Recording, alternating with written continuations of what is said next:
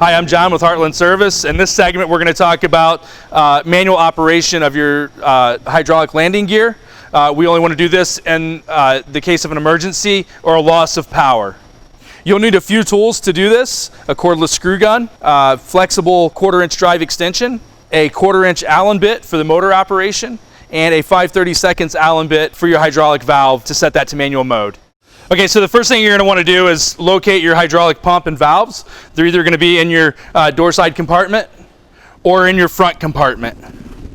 Once you've located your pump, you'll want to locate the landing gear valve, which is typically on the door side landing gear. And that's going to be the valve, the electric valve attached to the landing gear inside the compartment. You'll want to use your 5/32 bit, insert that into the end of that valve, into the set screw, and turn that clockwise until the set screw stops. Do not over tighten. Once you've set your valve to manual mode, you'll want to locate the motor, put your 1/4-inch bit into the top of the motor. Before you start operation of running your landing gear up, you'll want to make sure that your kingpin is locked into your truck securely. You'll want to run that clockwise for retract or up, counterclockwise for extend or down.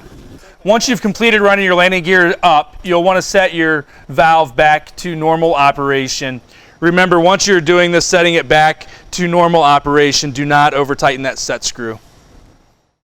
That's it, we're ready to travel.